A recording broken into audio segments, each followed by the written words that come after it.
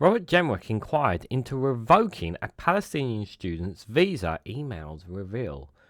We're going to read into this more from The Guardian, you guys. Let's go.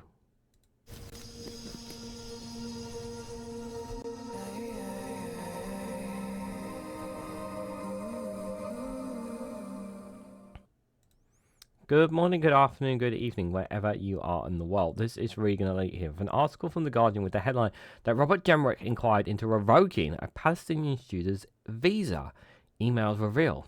Now, the court documents showed that the then immigration minister wrote to the Home Office after Dana Abu Qamar spoke at a university demonstration.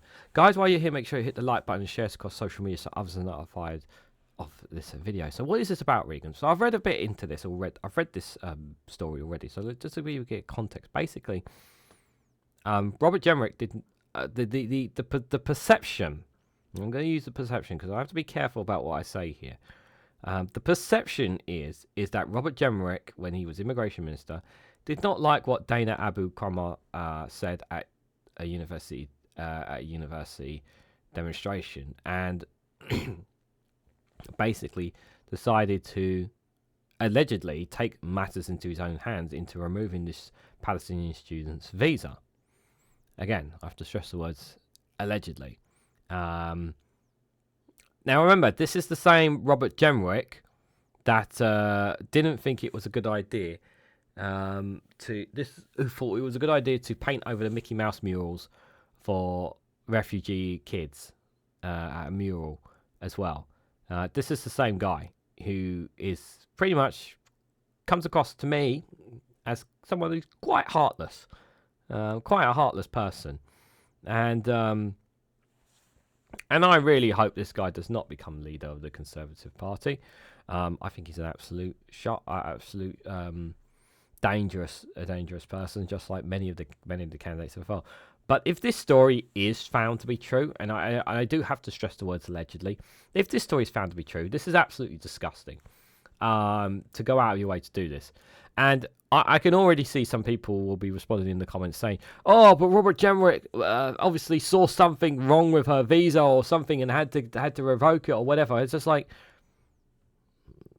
this is wrong in every way, shape or form, guys. Like, there's no if this is true, there is no justification for this. Just because somebody spoke at a university demonstration, because you don't like what they say, it is literally suppressing freedom of speech.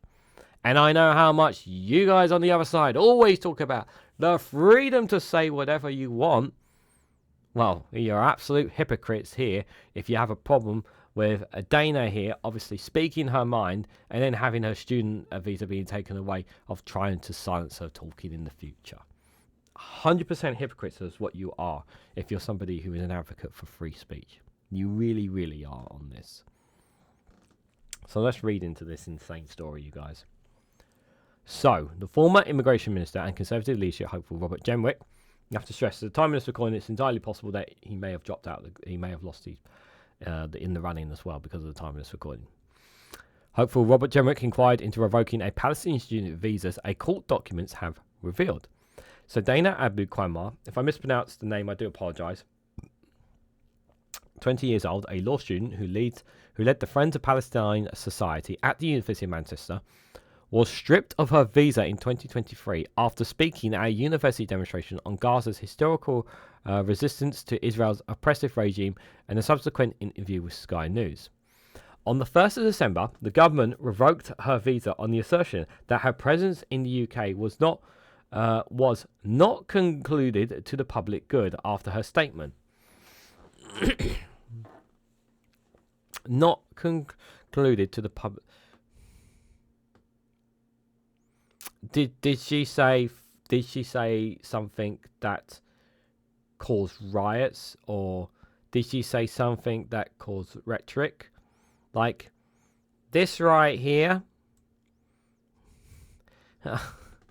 You know what comes to my mind? People like Tommy Robinson, people like Richard Tice, people like Nigel Farage, who speak that is not conducive to the public good.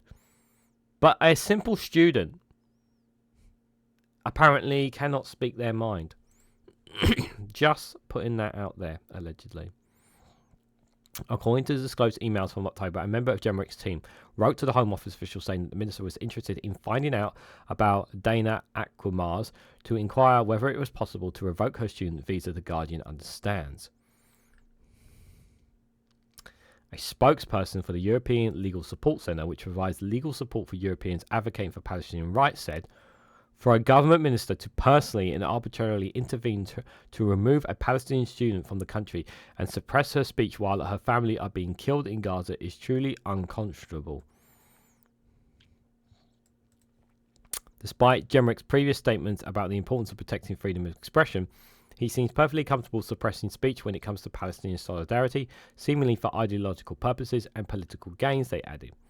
Abu Qamar, a Jordanian Canadian citizenship of Palestine origin, who has lost 22 relatives in Israel's war on Gaza, whose parental grandparents were displaced by the 1948 Nakba, excuse me, drew criticism after a Sky News interview after the October 7th Hamas-led attacks, where about 1,200 people, mostly civilians, were killed in southern Israel and about 250 others were taken hostage.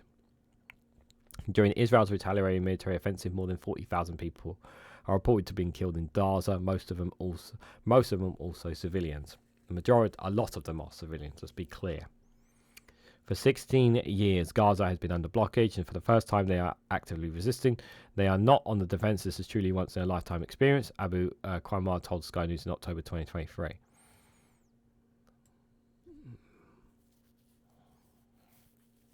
So this is what, let me just repeat what they said. So for 16 years, Gaza has been under blockage, and for the first time they are actively resisting. They are not on the defensive. This is truly once in a lifetime experience.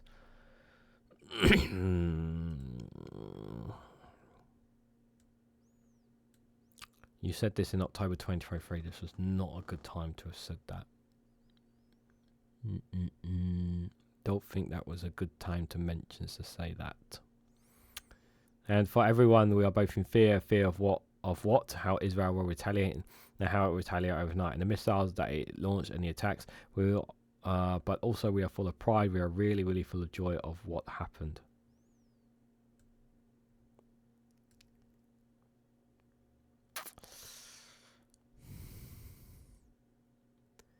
Yeah, the language here is very, very unhelpful, I think, is the tone I'm going to use here. I think I'm going to have to be very... I've got to be clear here, guys. Look, this is full of joy. Full of joy. That's not... Since when is anything full of joy whenever people die, regardless of who they are and what nationality, religious beliefs, or whatever? We are really, really full of joy of what happened. Were people really full of joy of what happened on October the 7th? That's not the right. Yeah. Part of me starting to think that Jenrick may have a case here. After the October 7th attack, Jenrick, who was the immigration minister at the time, suggested that visitors to the country would be removed if they incited anti-Semitism, and said that there was a legal process that must be followed properly concerning visa holders whose conduct is being reviewed. Abu Qamar, who is challenging the government's decision through a human rights appeal later this month, has said she was misinterpreted, and it does not condone the use of violence against civilians, nor has she expressed for support for Hamas. That's true. On these comments here, you haven't expressed support for Hamas. But it's certainly the indication of what you have said definitely shows an inclination that you are happy of what Hamas did. I'm not saying that's what you said, but it certainly implies that. And that does not help the situation. Part of the proceeds, Yvette Cooper, the Home Secretary, will review the previous government's decision by the 13th of September 2024. The appeal comes as the new Labour government is gradually pivoting from the Conservative stance towards Middle Eastern crisis. On Monday, the UK announced that the suspension of some arms exports licenses to Israel because of a clear risk that may be used to commit or facilitate a series of violations of international humanitarian law. Now, I've spoken about this on the live stream, but I'll just quickly say this: while I'm pleased that the government has suspended up to 30 exports licenses, it's nowhere near the amount that should be done, considering how many lives have been lost inside Gaza. I am definitely in favour of stopping all export licenses to Israel until they agree to a permanent ceasefire, not just for the sake of the 40,000 plus lives that have been lost in Gaza, but also to ensure that the hostages get released by Hamas as well. A Hamas spokesperson said it would have been inappropriate to comment when there are ongoing legal proceedings. A source close to Jenrick said, "Our visa is a privilege, not a right, and those that celebrate terror have no place in our country." Yeah, see, I'm like what this line here. This line here, I does not sit. I don't like this line at all here. We are really, really full of joy of what happened. And then this is once in a life. They are not on the defensive. Actively, I understand the active resistance, but here,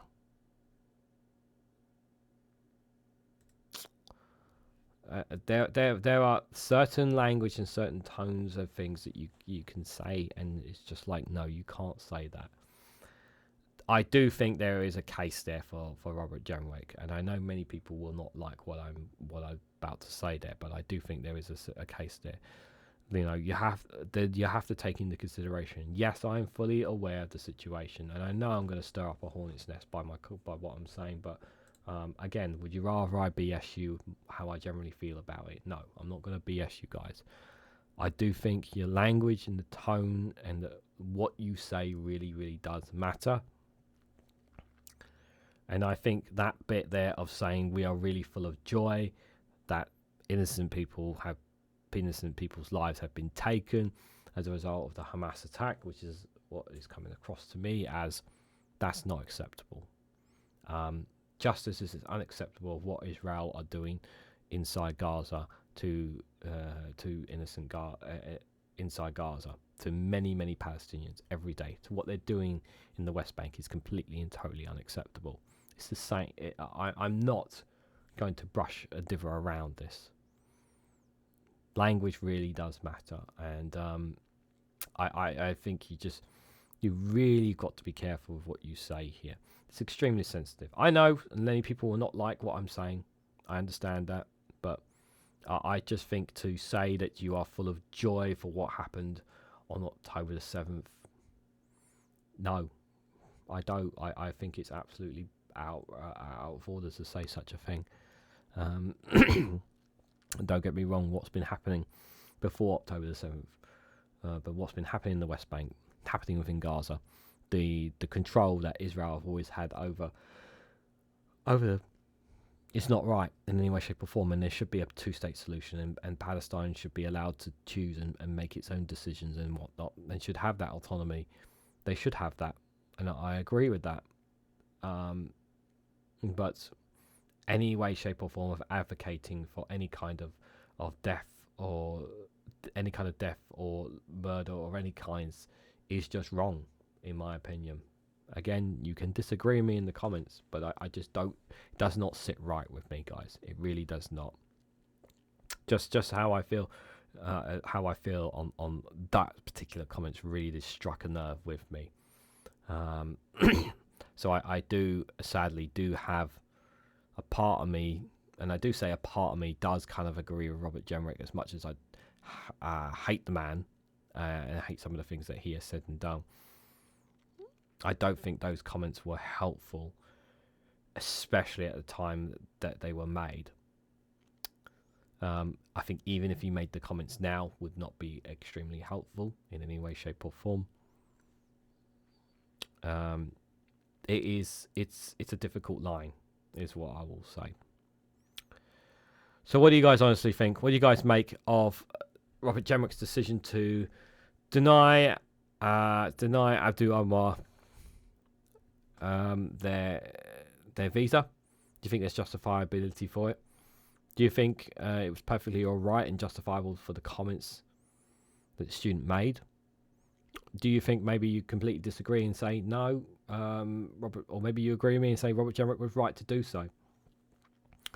Let me know your thoughts and more about this story in the comments section down below. If you found this video interesting, please hit the like button. Greatly appreciate it. Share it across social media so others are notified of this video. And subscribe if you haven't already, because it really does help support the channel. And if you want to go one step further, financially support me and the work that I do here, you can do so by becoming a YouTube member for as little as 99p. Or you can join me on Rumble or Patreon for exclusive content on those platforms. And by the way, joining me on Rumble, you get, I do quite a lot on Gaza in particular there, if you want to check that out. So thank you all so much for watching, and I hope to catch you all very, very soon.